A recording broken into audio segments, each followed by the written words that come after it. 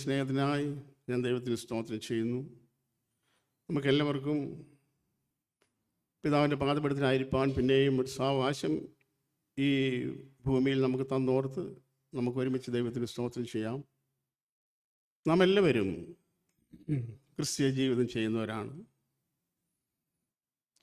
നമ്മുടെ ഇന്ത്യ മഹാരാജ്യത്ത് സ്ഥിതിവിവരക്കണക്കുകൾ അനുസരിച്ച് ഏകദേശം 4% ക്രിസ്ത്യാനികളുണ്ട്.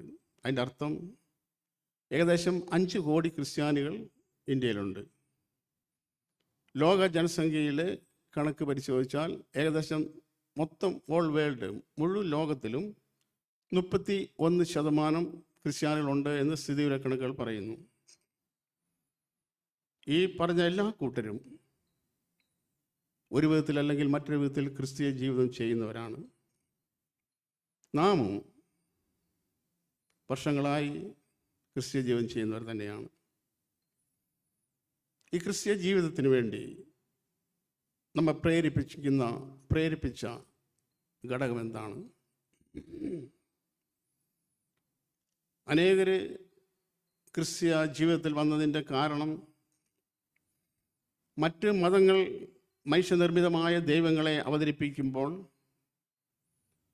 ആ ദൈവങ്ങൾക്ക് കഴിയാതിരുന്ന ഏതെങ്കിലുമൊക്കെ കാര്യങ്ങൾ, അത് ഒരു രോഗസൗഖ്യമായിരിക്കാം, സാമ്പത്തിക ക്ലേശങ്ങളുടെ അതിൽ നിന്നുള്ള വിടുതലായിരിക്കാം,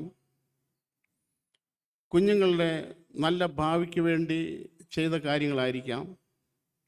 ഇങ്ങനെയുള്ള ഏതെങ്കിലും കാര്യങ്ങൾ യേശുക്രിസ്തു മുഖാന്തരം അവർക്ക് ലഭ്യമായി എന്നതുകൊണ്ട് കർത്താവ് യേശുക്രിസ്തുവിൻ്റെ വഴിയിൽ പോയേക്കാം എന്ന് മനസ്സ് വെച്ച് ക്രിസ്ത്യാനികളായി തീർന്ന് ആ വഴിയിൽ നടക്കുന്ന അനേകരുണ്ട്. എന്നാൽ നാം എന്തുകൊണ്ട് ദൈവത്തെ സ്നേഹിച്ച് കർത്താവ് യേശുക്രിസ്തു കാണിച്ച വഴിയിൽ പോകാൻ മനസ്സ് വെച്ചിരിക്കുന്നു? എന്താണ് നമ്മളെ അതിന് പ്രേരിപ്പിക്കുന്ന ആ ഡ്രൈവിംഗ് ഫോഴ്സ്, ആ നമ്മളെ മുന്നോട്ട് തള്ളുന്ന ആ ഫോഴ്സ് എന്താണ്? അത് നമ്മുടെ പ്രതീക്ഷകൾ ഇന്നത്തേക്കാൾ കുറച്ചുകൂടെ മെച്ചപ്പെട്ട ജീവിത രീതി അല്ല, ജീവിത സാധ്യതകൾ നാളെ ഉണ്ടാകും എന്നുള്ള പ്രതീക്ഷയാണോ? അതല്ല, മരണാനന്തരം നരകത്തിൽ പോകാതിരിക്കാനുള്ള താല്പര്യം കൊണ്ട് സ്വർഗത്തിൽ പോകാനുള്ള ഉത്തമമായ ഉദ്ദേശമാണോ?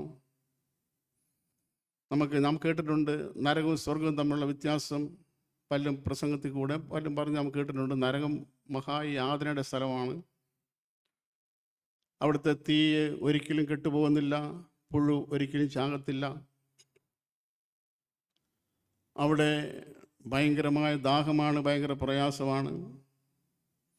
2000 പരം വർഷങ്ങൾക്കപ്പുറം മുതൽ നീണ്ട 2000 വർഷം ദാഹം കൊണ്ട് തൊണ്ട പൊരിയുന്ന ഒരു മനുഷ്യനെ യേശുക്രിസ്തു പരിചയപ്പെടുത്തി. നമുക്കറിയാമല്ലോ ലാസറിൻ്റെ എന്തനവാൻ്റെയും ചരിത്രം. ഒരു കഥയല്ല, അത് ഉണ്ടായ സംഭവമാണ്, ഉള്ള സംഭവമാണ്. കാരണം അതൊരു നിർമ്മിതമായ പേരല്ല, ഒരു സാങ്കല്പിക പേരല്ല. ലാസർ എന്ന ഒരുവൻ ജീവിച്ചിരുന്നു എന്ന് പരിശുദ്ധാത്മാവ് രേഖപ്പെടുത്തണമെങ്കിൽ നിശ്ചയമായും ലാസർ എന്നൊരുവൻ ജീവിച്ചിരുന്നു. അതുകൊണ്ടാണ് തീർച്ചയായും ദൈവത്തിൻ്റെ വചനത്തിൽ അങ്ങനെ പ്രസ്താവിച്ചിരിക്കുന്നത്. ഞാൻ പറഞ്ഞത് 2000 വർഷമായി ആ ധനവാൻ ഒരു അല്പം വെള്ളത്തിന് വേണ്ടി ദാഹിക്കുന്നുണ്ട്. ഇതുവരെ കിട്ടിയിട്ടില്ല, ഇനി കിട്ടത്തുമില്ല.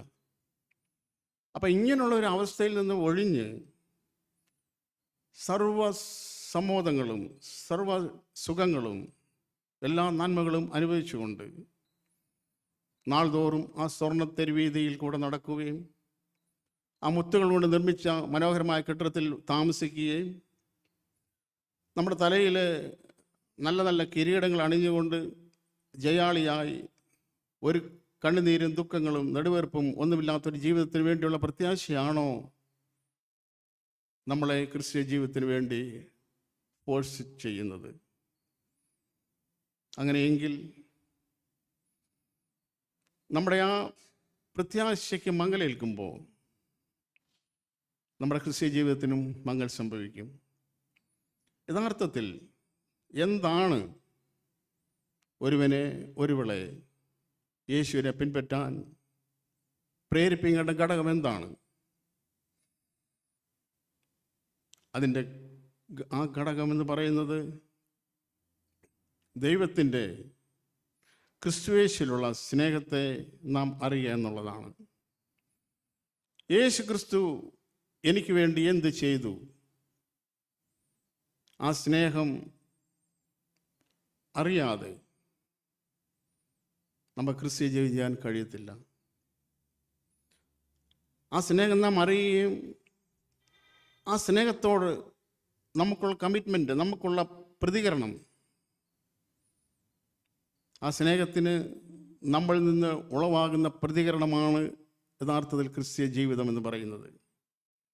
യേശു ക്രിസ്തുവിൻ്റെ സ്നേഹം ഒരു വശത്ത് കാണുന്നു, മറുവശത്ത് ആ സ്നേഹത്തോടുള്ള എൻ്റെ പ്രതികരണം എന്താണോ അതാണ് ക്രിസ്ത്യ ജീവിതം. അതുകൊണ്ട് യേശുക്രിസ്തുവിൻ്റെ സ്നേഹത്തെ അല്പമായി കാണുന്നവരുടെ ക്രിസ്ത്യ ജീവിതം വളരെ ആഴം കുറഞ്ഞതും ഒരുപക്ഷെ വളരെ വേഗം കെട്ടുപോകാൻ സാധ്യതയുള്ളതുമാണ്. ഒരു കുഞ്ഞ് തീരെ കുഞ്ഞായിരിക്കുമ്പോൾ അവൻ്റെ അമ്മ അവന് വേണ്ടി ചെയ്ത യാതൊരു കാര്യത്തെക്കുറിച്ചും അവന് മനോബോധമില്ലാതിരിക്കും. നീണ്ട മാസങ്ങൾ തന്നെ ചുമന്ന് ആ മാസങ്ങളെല്ലാം ആ അമ്മ അനുഭവിച്ച ശാരീരികമായ മാനസികമായ വ്യതകളെക്കുറിച്ചൊന്നും ജനിച്ചു വീഴുന്ന ഒരു കുഞ്ഞിന് അറിയത്തില്ല. എന്നാൽ അവൻ വളരുന്നതിനനുസരിച്ച് തൻ്റെ അമ്മ തനിക്ക് വേണ്ടി എന്ത് ചെയ്തു എന്നുള്ളത് ഗ്രഹിക്കാൻ തുടങ്ങും. തനിക്ക് സുഖമില്ലാതിരുന്നപ്പോൾ, പനിയായിരുന്നപ്പോൾ തൻ്റെ കട്ടിൽ തന്നോട് ചേർന്ന് വന്നിരുന്ന് രാത്രി മുഴുവൻ താൻ ഉറങ്ങിയപ്പോഴും ഇമ വെട്ടാതെ കണ്ണ് ചിമ്മാതെ തന്നെ സൂക്ഷിച്ച് കാവലിരുന്ന അമ്മയെക്കുറിച്ച് പിൽക്കാലത്ത് അവൻ ഗ്രഹിക്കാനിടയാകും. ഉച്ചയ്ക്ക് സ്കൂളിൽ പോയപ്പോൾ ചോറ് കൊണ്ടുപോകാൻ മറന്നുപോയപ്പോൾ ഉച്ച സമയമായപ്പോൾ വീട്ടിൽ നിന്ന് ചോറും പൊതിയുമായി അവൻ അന്വേഷിച്ചെന്ന അമ്മയെ പിൽക്കാലത്ത് അവന് ഗ്രഹിക്കാൻ കഴിയും. ആ ഒരു അനുഭവ പാഠങ്ങളിൽ നിന്ന് ഉരുത്തിരിയുന്നൊരു സ്നേഹമുണ്ട്. യേശു ക്രിസ്തു എനിക്കായി എന്ത് ചെയ്തു എന്നുള്ള ആ അറിവിൽ നിന്ന് ആയിരിക്കണം നമ്മുടെ ക്രിസ്ത്യ ജീവിതം തുടങ്ങേണ്ടതും മുന്നോട്ട് പോകേണ്ടതും. അപ്പോസ്തലനായ പൗലോസ് അതിനെക്കുറിച്ച് ഇങ്ങനെ എഴുതിയിരിക്കുന്നു: ക്രിസ്തുവിൻ്റെ സ്നേഹം ഞങ്ങളെ നിർബന്ധിക്കുന്നു. എല്ലാവർക്കും വേണ്ടി ഒരുവൻ മരിച്ചിരിക്കെ എല്ലാവരും മരിച്ചുവെന്നും ഇനി ജീവിക്കുന്നവർ തങ്ങൾക്ക് വേണ്ടിയല്ല, തങ്ങൾക്ക് വേണ്ടി മരിച്ച് ഉയർത്തെഴുന്നേറ്റിന് വേണ്ടി ജീവിക്കണമെന്ന് ഞങ്ങൾ നിർണയിച്ചിരിക്കുന്നു. ക്രിസ്തു എനിക്ക് വേണ്ടി എന്ത് ചെയ്തു എന്നുള്ള ബോധ്യം, അത് ഞാൻ ഇങ്ങനെ പറയുക, ആ വാക്ക് യേശു ക്രിസ്തു എനിക്ക് വേണ്ടി എന്ത് ചെയ്തു എന്നുള്ളത് വ്യക്തമായിട്ട് എനിക്ക് അറിയാം. പ്രിയ സഹോദരി സഹോദരന്മാരെ, ഈ അറിവ് നമ്മൾ വായിച്ചുള്ള അറിവല്ല, നമ്മൾ കേട്ടുള്ള അറിവല്ല. ഇതൊരു വെളിപ്പാടായി നമ്മുടെ ഉള്ളിൽ, നമ്മുടെ ആത്മാവിൽ ദൈവം തന്നാൽ മാത്രമേ ഇത് യാഥാർത്ഥ്യമായി തീരത്തുള്ളൂ. അപ്പോസ്തലനായ പൗലോസ് ഇങ്ങനെ പറഞ്ഞല്ലോ: ഞാനിത് മനുഷ്യനിൽ നിന്ന് പ്രാപിച്ചിട്ടില്ല, പഠിച്ചിട്ടുമില്ല. യേശു ക്രിസ്തുവിൻ്റെ വെളിപ്പാടിനാൽ അത്രേ ഞാൻ പ്രാപിച്ചത് എന്ന് പറഞ്ഞിരിക്കുന്ന പോലെ, അത് സുവിശേഷത്തെക്കുറിച്ച് അതാണ് പറഞ്ഞത് എന്ന് പറഞ്ഞ പോലെ തന്നെ ദൈവത്തിൻ്റെ വെളിപ്പാടിനാൽ യേശു ക്രിസ്തു എനിക്ക് വേണ്ടി എന്ത് ചെയ്തു എന്ന് ഒരു വെളിപ്പാടായി നമ്മുടെ ആത്മാവിൽ പതിയാത്തിടത്തോളം കാലം നമ്മുടെ ക്രിസ്ത്യ ജീവിതം ദൈവം ആഗ്രഹിക്കുന്ന പോലെ ആകാൻ സാധ്യത വളരെ കുറവാണ്. അതുകൊണ്ട് എഫേസ്യ ലേഖനം 3-ാം അധ്യായത്തിൻ്റെ 17-ാമത്തെ വാക്യത്തിൻ്റെ 2-ാം ഭാഗം വായിക്കാൻ ബുദ്ധിമുട്ടില്ലാത്ത ആരെങ്കിലും ഇത് വായിക്കുമോ? എഫേസ്യ ലേഖനം 3-ാം അധ്യായം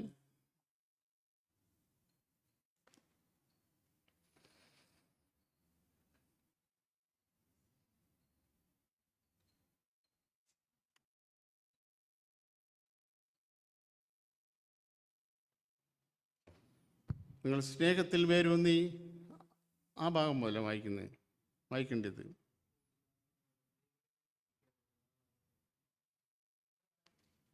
മൂന്നിൻ്റെ 17 രണ്ടാം ഭാഗം. അപ്പോസ്തലൻ പൗലോസിൻ്റെ പ്രാർത്ഥനയാണ് നമ്മളവിടെ കാണുന്നത്. ആ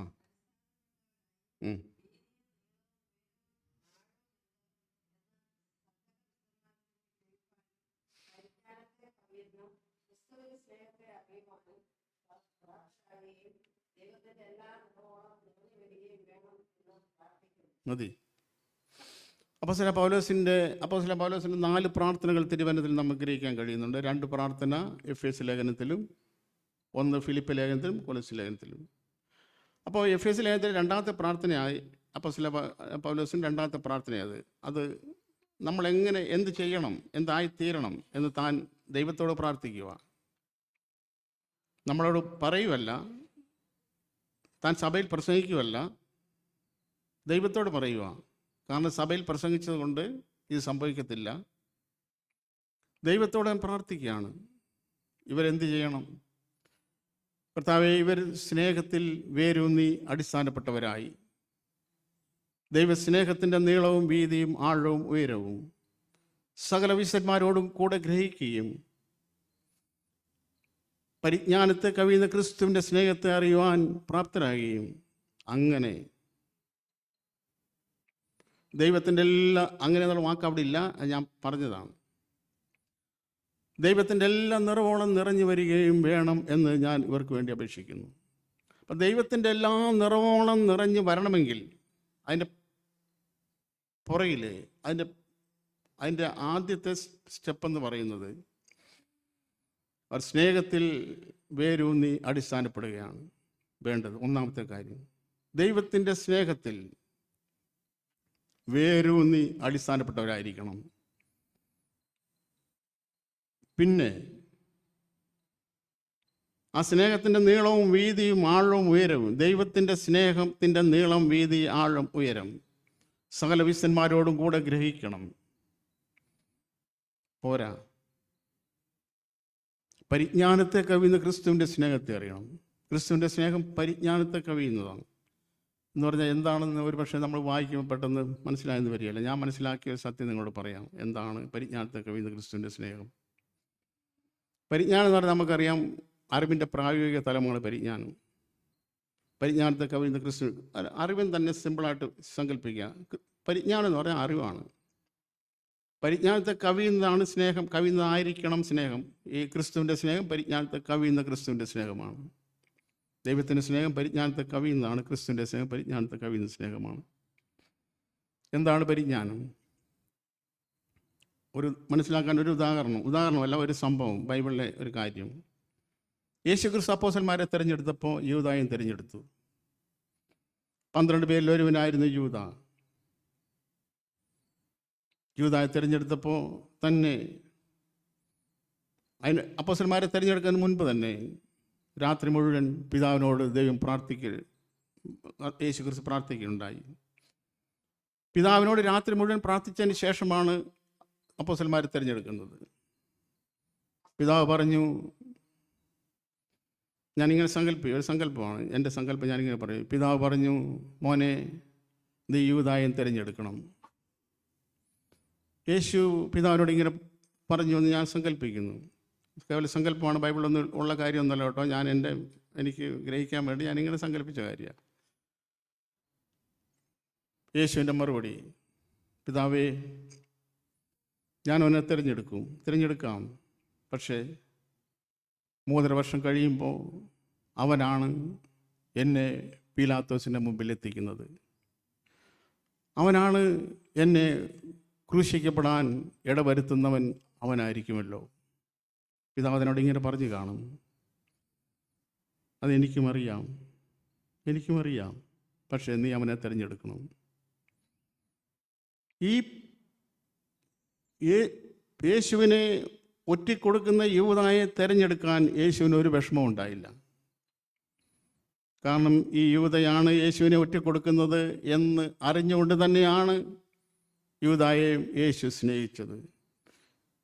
12 പേരെ യേശു സ്നേഹിച്ച സ്നേഹത്തിന് യൂദായ്ക്ക് മേൽ ഒരു വ്യത്യാസവുമില്ലായിരുന്നു.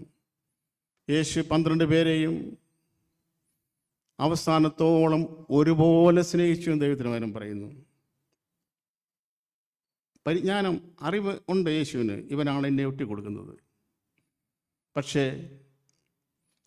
ആ പരിജ്ഞാനത്തെ കവിയുന്നതാണ് ക്രിസ്തുവിൻ്റെ സ്നേഹം. ഇവൻ എന്നെ ഒറ്റിക്കൊടുക്കും എന്നുള്ളത് ആ ഒരു ചിന്തയേ ഇല്ല. അതിനെ അതിജീവിക്കുന്ന ഒരു സ്നേഹമുണ്ട്. ആ സ്നേഹം നാം അറിയണം. പരിജ്ഞാനത്തെ കവിയുന്ന, അല്ല, ഇങ്ങനെ ഞാനൊരു ചിന്ത പറയാം. ഞാൻ കോട്ടയത്ത് പോവാം, സങ്കല്പിക്കുക. ഈ പരിജ്ഞാനത്തെ കവിയുന്ന എന്താണെന്ന് നമുക്ക് മനസ്സിലാക്കാൻ വേണ്ടി പറയുന്നതാണ്. നിങ്ങൾക്ക് എന്നേക്കാൾ കൂടുതൽ അറിയാമെന്ന് എനിക്കറിയാം. എന്നാലും കോട്ടയത്ത് പോകുമ്പോൾ എന്നോട് ഒരാൾ പറയാ, ബാബു, കോട്ടയത്ത് നല്ല മൂർച്ചയുള്ള കത്തി കിട്ടും, എനിക്കൊരു വെട്ടുകത്തി മേടിച്ചുകൊണ്ട് വരണം. ഓ, കൊണ്ടുവരാലോ. ഈ വെട്ടുകത്തി എന്തിനാ ഞങ്ങൾ എന്നെക്കൊണ്ട് മേടിപ്പിക്കുന്നതെന്ന് എനിക്കറിയാം. കാരണം ഞാൻ ഈ വെട്ടുകത്തി കൊണ്ട് കൊടുത്ത് 1-2 അങ്ങോട്ടും ഇങ്ങോട്ടും പറഞ്ഞ് എൻ്റെ കഴുത്ത് വെട്ടാനാണ് ഈ വെട്ടുകത്തി ഞങ്ങൾ മേടിപ്പിക്കുന്നതെന്നും എനിക്കറിയാം. ഈ അറിവുണ്ടായിട്ടും ഞാൻ കോട്ടയത്ത് പോയിച്ച് തിരിച്ചു വരുമ്പോൾ വെട്ടുകത്തി മനുഷ്യനോട് കൊടുക്കുന്നു. പരിജ്ഞാനം ഒരു ഭാഗത്ത് നിൽക്കുന്നു, സ്നേഹം അതിനെ അതിജീവിക്കുന്നതാണ്. ഈ പരിജ്ഞാനത്തെ കവിയുന്ന ക്രിസ്തുവിൻ്റെ സ്നേഹം അറിയണം. അങ്ങനെ അറിഞ്ഞാൽ മാത്രമേ, അങ്ങനെ അറിയുന്നവർക്ക് മാത്രമേ ദൈവത്തിൻ്റെ എല്ലാ നിറമോളം നിറഞ്ഞു വരുവാൻ കഴിയത്തുള്ളൂ എന്നാണ് ഇവിടെ രേഖപ്പെടുത്തിയിരിക്കുന്നത്.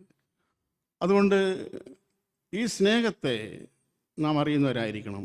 അറിയാമെന്ന് മാത്രമല്ല, അതിൽ വേരൂന്നി അടിസ്ഥാനപ്പെട്ടവരായിരിക്കണം. ഈ സ്നേഹത്തിലായിരിക്കണം നമ്മുടെ വേര് ഊന്നിയിരിക്കുന്നത്. ആ വേരൂന്നി അടിസ്ഥാനപ്പെട്ടവരായിരിക്കണം. ഈ ബൈബിളും ഞാൻ ഇങ്ങനെ സങ്കല്പിക്കുന്നു. ഈ ബൈബിളും ഒറ്റ ഒരു വാക്കിൽ, ഒരു വാചകത്തിൽ ക്രോഡീകരിക്കാമെങ്കിൽ, ഒറ്റ ഒരു വാചകത്തിൽ ഇത് സംഗ്രഹിക്കാമെങ്കിൽ ആ വാചകം ഇതായിരിക്കും. യോഹന്നാൻ്റെ സുവിശേഷം 3-ാം അധ്യായം 16-ാമത്തെ വാക്യം. യോഹന്നാൻ്റെ സുവിശേഷം 3-ാം അധ്യായം 16-ാമത്തെ വാക്യമായിരിക്കും ഈ ബൈബിളും ഒന്നാക്കിയാൽ ആ വാക്യം, ആ വാചകം. അവിടെ ഇങ്ങനെ എഴുതിയിരിക്കുന്നു.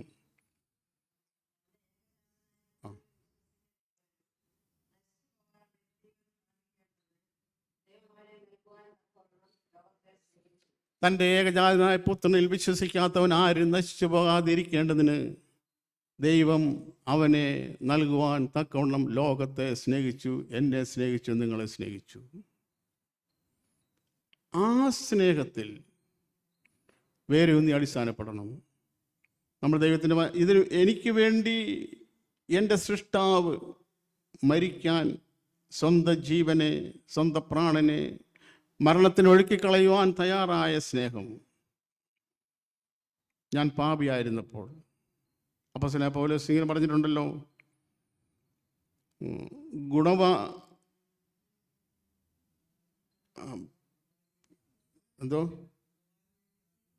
അതിന് മുന്നിൽ ഇതുണ്ട്, നീതിമാന് വേണ്ടി ആരെങ്കിലും മരിക്കുന്നത് ദുർലഭം, ഗുണവാന് വേണ്ടി പക്ഷേ മരിക്കാൻ തുനിഞ്ഞേക്കാം. ഞാൻ ഗുണവാനുമല്ല നീതിമാനുമാ അല്ലാതിരുന്ന സമയത്ത് എനിക്ക് വേണ്ടി യേശു മരിച്ചു.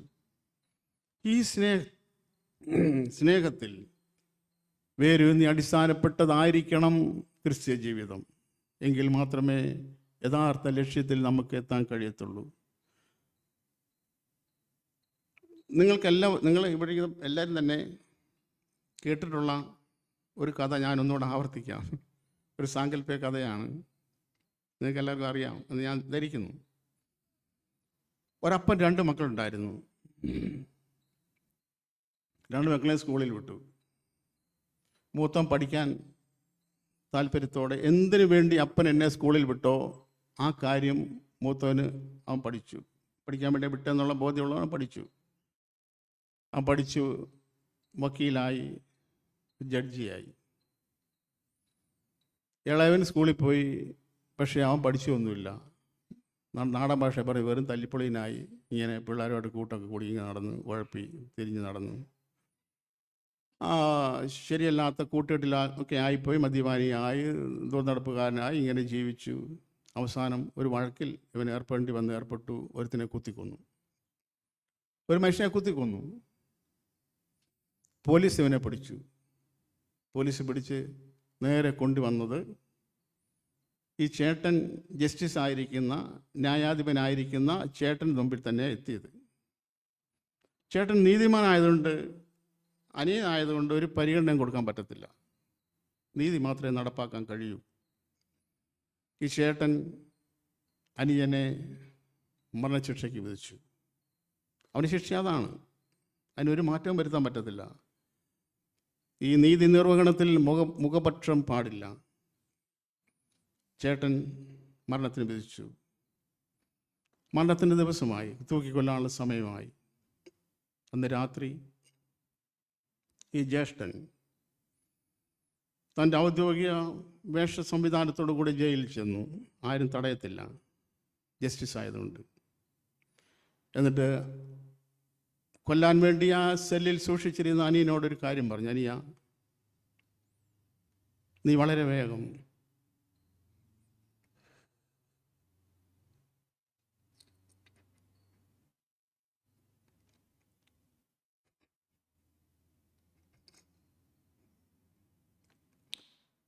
എൻ്റെ ഈ വസ്ത്രം ധരിച്ചിട്ട് നീ ഈ സെല്ലിൽ നിന്ന് പുറത്തു പോകണം. മാത്രം പോരാ, നിൻ്റെ ഈ വസ്ത്രം, ഈ ജയിൽ വസ്ത്രം എനിക്ക് തരണം. അങ്ങനെ ജ്യേഷ്ഠൻ്റെ ആ ഔദ്യോഗിക വസ്ത്രം അനുജൻ ധരിച്ചു. അനുജൻ്റെ ഈ ജയിൽ വസ്ത്രം ജ്യേഷ്ഠൻ ധരിച്ചു. പിറ്റേ ദിവസം രാവിലെ ഈ അനുജന് പകരമായി ജ്യേഷ്ഠൻ തൂക്കിലേറ്റപ്പെട്ടു. പോകാൻ നേരത്ത് അനുജനോടൊരു വാക്കുകൂടെ ഇങ്ങനെ ജ്യേഷ്ഠൻ പറഞ്ഞു. അനിയ, ഇനി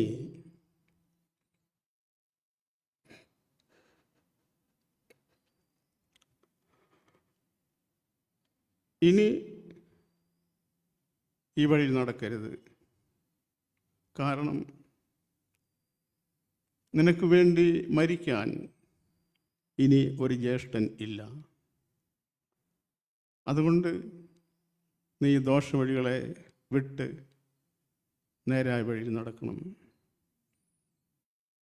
ഇത് ചെയ്തത്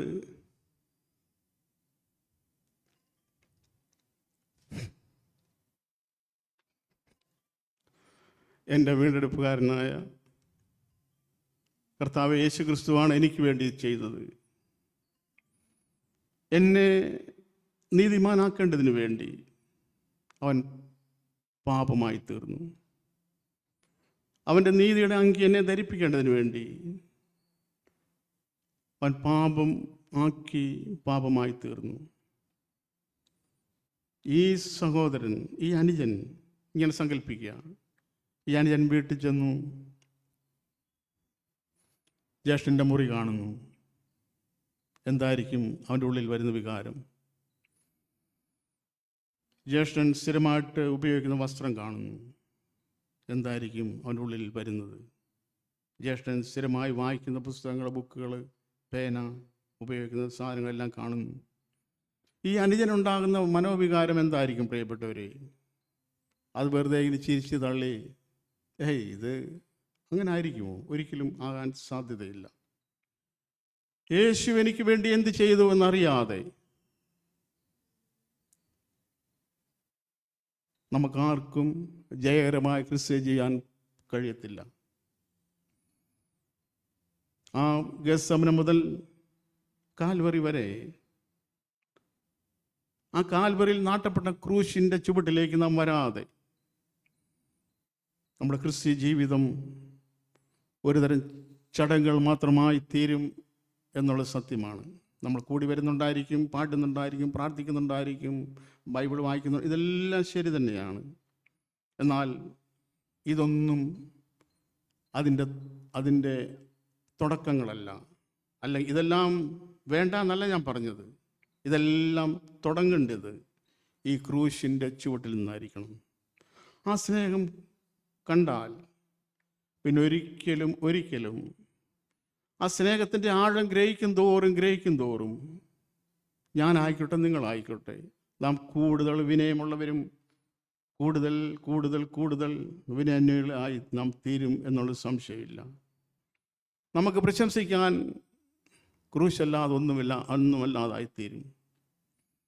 അപ്പോസ്തലനായ പൗലോസ് അതിങ്ങനെ താൻ പറഞ്ഞല്ലോ, എനിക്കോ നമ്മുടെ കർത്താവ് യേശു ക്രിസ്തുവിൻ്റെ ക്രൂശിലല്ലാതെ പ്രശംസിക്കാൻ ഇടവരരുത്. നാം ദൈവത്തിൻ്റെ സ്നേഹത്തെ കാണുന്നത് തെറ്റായ ദിശയിലായിരിക്കാൻ സാധ്യതയുണ്ട്. കാരണം ഈ ലോകം മുഴുവനും എന്ന് വേണമെങ്കിൽ പറയാം, തെറ്റായ ദിശയിലേക്കാണ് മനുഷ്യൻ്റെ ശ്രദ്ധയെ കൊണ്ടുപോകുന്നത് എന്നുള്ളത് വളരെ സങ്കടത്തോടെ ഞാൻ പറയട്ടെ. നമുക്കെല്ലാവർക്കും അറിയാം, ദൈവത്തിൻ്റെ സ്നേഹത്തെ ഒരുവൻ പ്രാസംഗികർ കാണിച്ചു കൊടുക്കുന്നത് അവൻ താമസിക്കുന്ന വീടിൻ്റെ വലിമയും അവൻ യാത്ര ചെയ്യുന്ന വാഹനത്തിൻ്റെ ബ്രാൻഡും അവൻ്റെ കുഞ്ഞുങ്ങളുടെ വിദ്യാഭ്യാസവും ഔന്നത്യവും കാണിച്ചാണ് ദൈവത്തിൻ്റെ സ്നേഹത്തെ പ്രദർശിപ്പിക്കാൻ അവർ പറയുന്നത്. തെറ്റിപ്പോയി പ്രിയമുള്ളവരെ, ഇതല്ല. നിരീശ്വരവാദികൾക്കും ഇതിനേക്കാൾ ബെറ്ററായ കാര്യങ്ങളില്ലേ? ദൈവനിഷേധികൾക്കും ഇതിനേക്കാൾ ഉന്നതമായ വീടുകളും വണ്ടികളും സൗകര്യങ്ങളില്ലേ? തീർച്ചയായും ഉണ്ട്. അതുകൊണ്ട് ദൈവം എന്നെ സ്നേഹിക്കുന്നു എന്ന് കാണുവാൻ എൻ്റെ ഈ ലോകത്തിലെ യാതൊരു കാര്യങ്ങളും ദൈവം എന്നെ സ്നേഹിക്കുന്നു എന്നതിൻ്റെ തെളിവ് അല്ല. നാം വഞ്ചിക്കപ്പെടരുത്. ഇതെല്ലാം ദൈവം നമുക്ക് തരുന്നു എന്നുള്ള സത്യമാണ്. എല്ലാറ്റിനും ദൈവത്തിൻ്റെ സ്തോത്രം ചെയ്തുകൊണ്ട് അനുഭവിക്കാൻ ദൈവം നമുക്ക് അനുവാദം തന്നിട്ടുണ്ട്. യാക്കോബിലെ അപ്പോസ്തലൻ ഇങ്ങനെ എഴുതിയിരിക്കുന്നല്ലോ, അതുകൊണ്ട് നിശ്ചയമില്ലാത്ത ധനത്തിലല്ല, സകലതും ധാരാളമായി അനുഭവിപ്പാൻ തരുന്ന ദൈവത്തിൽ തന്നെ പ്രത്യാശ വെക്ക് എന്ന് താൻ പറഞ്ഞിരിക്കുന്നു. ഇതെല്ലാം നമുക്ക് അനുഭവിക്കാൻ അനുവാദമുണ്ട്. ഇതെല്ലാം ദൈവം നമുക്ക് തരുന്നുമുണ്ട്. പക്ഷെ ഇതൊന്നും അല്ല ദൈവം എന്നെ സ്നേഹിച്ചു എന്നതിൻ്റെ തെളിവ്. ദൈവം എന്നെ സ്നേഹിച്ചു എന്നതിൻ്റെ തെളിവ് ആ ക്രൂശിൽ 2 കള്ളന്മാരുടെ മധ്യേ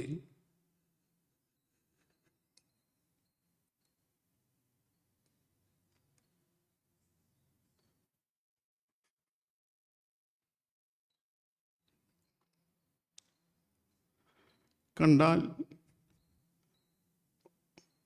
ഒരാൾ പോലും അല്ല എന്ന് തോന്നത്തക്ക രീതിയിൽ എൻ്റെ സൃഷ്ടാവായ ദൈവം തീർന്ന കാഴ്ചയാണ് എനിക്ക് കാണേണ്ടത്. ആ കാഴ്ച മാത്രമേ എന്നെ വിജയകരമായ ക്രിസ്തീയ ജീവിതത്തിലേക്ക് നടത്തത്തുള്ളൂ പ്രിയമുള്ളവരെ. ബാക്കി എല്ലാത്തിനും നമുക്ക് സ്തോത്രം ചെയ്യാൻ കഴിയും. ദൈവം നടത്തുന്ന ഇന്നലെ കഴിഞ്ഞ ആഴ്ച നല്ലവനാ, എല്ലാം ശരിയാ, എൻ്റെ അസുഖം മാറി, എല്ലാം നല്ല കാര്യം തന്നെ ദൈവം ചെയ്തു തന്നെ. അതെല്ലാം ദൈവത്തിന് സ്തോത്രം ചെയ്തുകൊണ്ട് നാം ആ വഴിയിൽ നടക്കാം. പക്ഷേ ക്രിസ്തീയ ജീവിതത്തിൻ്റെ വിജയം എന്ന് പറയുന്നത് ദൈവം എനിക്കായി എന്ത് ചെയ്തു എന്നുള്ള അറിവിൽ നിന്ന് തുടങ്ങേണ്ടതാണ്. ആ ദൈവം എനിക്ക് വേണ്ടി ചെയ്ത ആ കാര്യത്തിനുള്ള എൻ്റെ പ്രതിബദ്ധത, എൻ്റെ പ്രതികരണം അതായിരിക്കണം യഥാർത്ഥത്തിൽ ക്രിസ്ത്യൻ ലൈഫ്, അല്ല ക്രിസ്തീയ ജീവിതം എന്ന് പറയുന്നത്. ദൈവം എനിക്ക് വേണ്ടി ചെയ്ത കാര്യത്തിൻ്റെ പ്രതികരണമായിരിക്കണം. ഞാൻ വർഷങ്ങൾക്ക് മുൻപ് അല്പമായി ഈ കാര്യത്തെക്കുറിച്ച് എൻ്റെ ഹൃദയത്തിൽ ബോധ്യം ഇട്ടുകൊണ്ട് ഞാൻ ബൈബിൾ ഇങ്ങനെ വായിച്ചപ്പോൾ ഞാൻ ഫിലമോൻ്റെ ലേഖനം വായിക്കാനിടയായി. ഫിലമോൻ്റെ ലേഖനം ഒന്നും പറയാൻ പറ്റത്തില്ല ഒരു പക്ഷേ. ഫിലമോന് അപ്പോസ്തലൻ പൗലോസ് കൊടുത്തുവിടുന്നൊരു എഴുത്താണ്. ലേഖനം എന്നൊക്കെ പറഞ്ഞാൽ വലിയ സംഭവം ഇത് ഒന്നുമല്ല. 25 വാക്യങ്ങൾ അതിനകത്തുള്ളൂ. 25 വാക്യങ്ങളായിട്ട് തിരിച്ചിട്ടുണ്ട്. ഒരു ചെറിയ എഴുത്ത്. അതിൽ എൻ്റെ ഹൃദയത്തെ അന്ന് പിടിച്ച് ഒലച്ച് വല്ലാതെ കീറിക്കളഞ്ഞ 2-3 വാക്യങ്ങൾ വായിക്കാൻ ചിന്തിക്കാൻ താല്പര്യപ്പെടുന്നു. ഫിലിമോൻ്റെ ലേഖനം അതിൻ്റെ 17-18 വാക്യങ്ങൾ ഒന്ന് വ്യക്തമായിട്ട് ആരെങ്കിലും വായിക്കുമോ? ആ ആ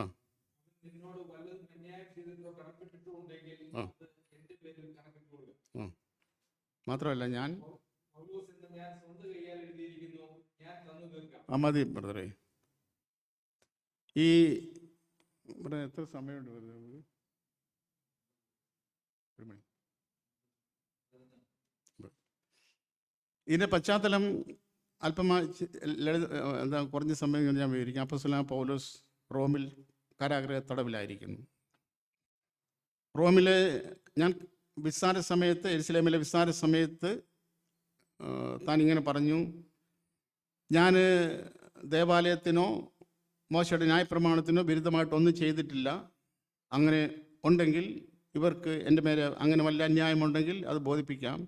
ഉടനെ അവർ പറയുന്നു, അല്ല, യെരുശലേമിൽ ഇവനെ കൊണ്ട് വിസ്തരിക്കണം. യെരുശലേമിൽ പോകുന്ന വഴിക്ക് പൗലോസിനെ ഒടുക്കിക്കളയാനായിരുന്നു യഹൂദന്മാരുടെ താല്പര്യം. അതുകൊണ്ടാണ് യെരുശലേമിൽ പോകണം എന്ന്, യെരുശലേമിൽ പോയി വിസ്താരം കഴിക്കണമെന്ന് അവർ പറഞ്ഞത്. അപ്പോസ്തലൻ പൗലോസ് സമയത്ത് പറഞ്ഞൊരു കാര്യമുണ്ട്, ഞാൻ കൈസറെ അഭയം ചൊല്ലുന്നു. കൈസറെ അഭയം ചൊല്ലുന്നു എന്ന് പൗലോസ് പറഞ്ഞത് നിമിത്തം കൈസർ റോമയിലായിരിക്കുന്നത് കൊണ്ട് റോമയിലേക്ക് പൗലോസിനെയും തന്നോട് കൂടെ ഇരുന്നിട്ട് ചെല്ലുവാനും അക്യൂസ്ഡ് കുറ്റവാളികളെയും കൂടെ കപ്പൽ കയറ്റി കൊണ്ടുപോയി. അപ്പോഴാണ് ആ വഴിക്കാണ് കപ്പൽ അപകടം ഉണ്ടായത്. നമുക്കെല്ലാം അറിയാവുന്ന ചരിത്രമാണ്. കപ്പൽ ഛേദമുണ്ടായി. അങ്ങനെ പൗലോസ് റോമയിലെത്തിയപ്പോൾ യെരുശലേമിൽ നിന്നുള്ള തൻ്റെ പേരിൽ ചാർജ് ചെയ്തിരുന്ന യാതൊരു അന്യായം ബോധിപ്പിക്കാനോ അതിൻ്റെ തുടർ നടപടികൾക്ക് വേണ്ടിയോ യഹൂദന്മാരാരും വരാതിരുന്നത് കൊണ്ട് തന്നെ അവിടെ നിന്ന് ഒരു വീട്ടിൽ താമസിക്കത്തക്ക സാഹചര്യം അവർ ഒരുക്കി കൊടുത്തു. അങ്ങനെ പൗലോസ് ഒരു വീട് വാടകയ്ക്കെടുത്തു. ആ വീട്ടിൽ തടവുകാരനായി തന്നെയാണ് താമസിച്ചുകൊണ്ട് ദൈവത്തിൻ്റെ സുവിശേഷം 2 വർഷം അവിടെ പ്രഘോഷിക്കുന്നു. ഈ വീട്ടിൽ അനേകർ വന്നുകൂടി. അങ്ങനെ ഒരു ദിവസം, എൻ്റെ ഭാവനയാണ്, ബൈബിളിലുള്ളതൊന്നുമല്ല, അങ്ങനെ ഒരു ദിവസം താൻ ഇങ്ങനെ ക്ലാസ് എടുക്കാൻ പോയപ്പോൾ എവിടുന്നോ കണ്ട് മുഖപരിചയമുള്ള ഒരു മനുഷ്യൻ കണ്ടു. ഈ മനുഷ്യൻ,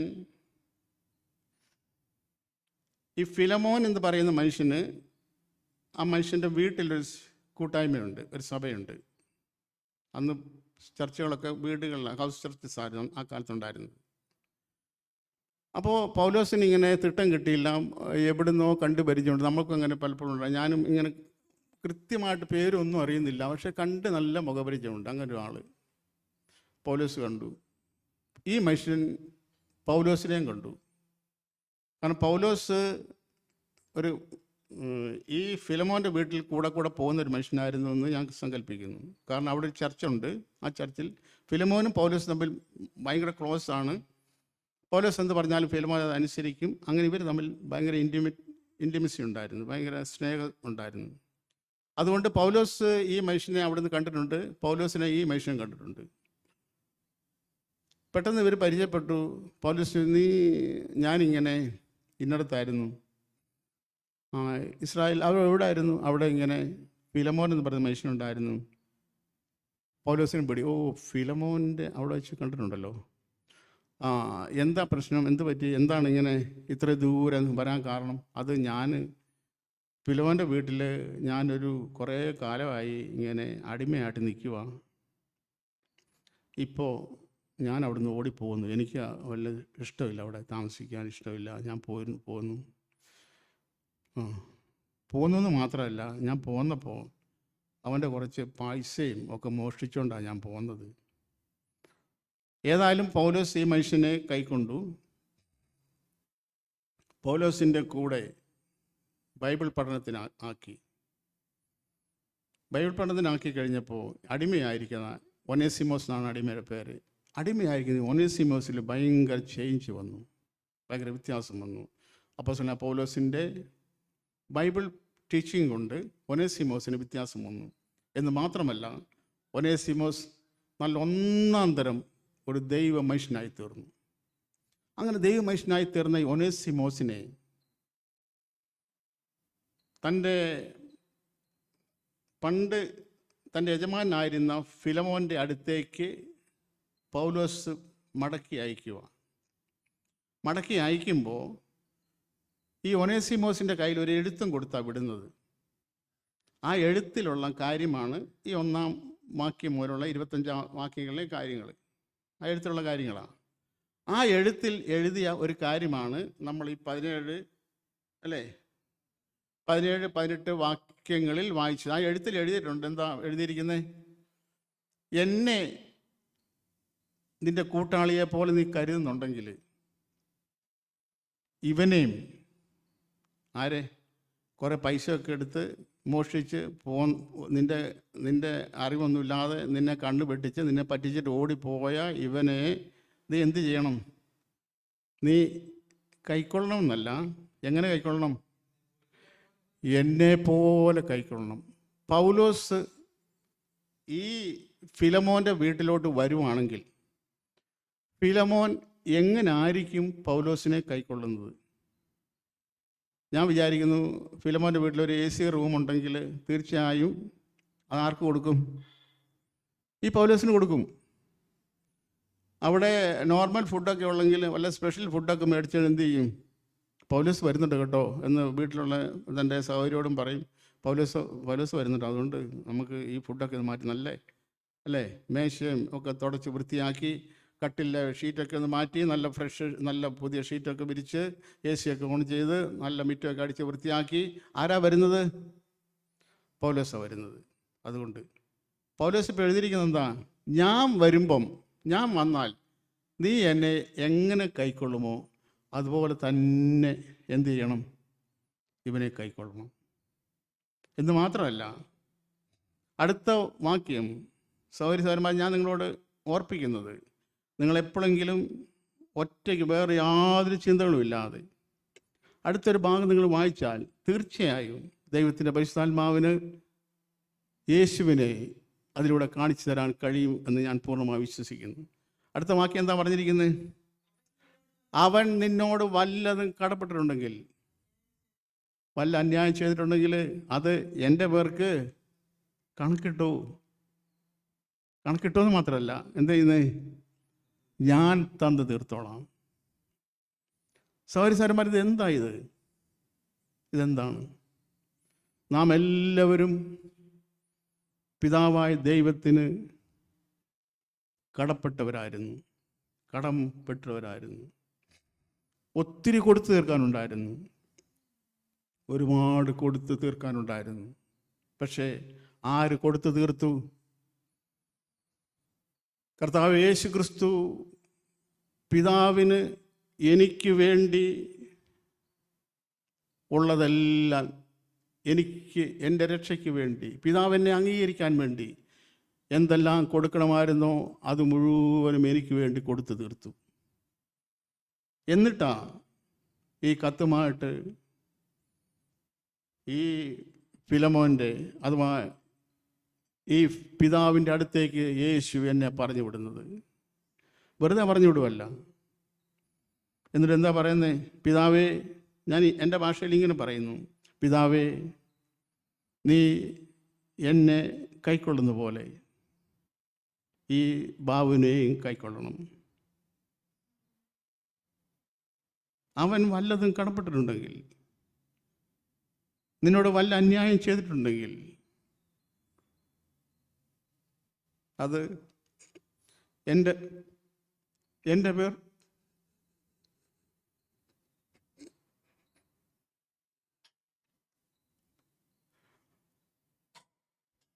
അത് എൻ്റെ പേർക്ക് കണക്കിട്ടുകൊള്ളുക, ഞാൻ തന്നു തീർക്കാം. പ്രിയ സഹോദരന്മാർ, യേശു ക്രിസ്തു ഇന്നും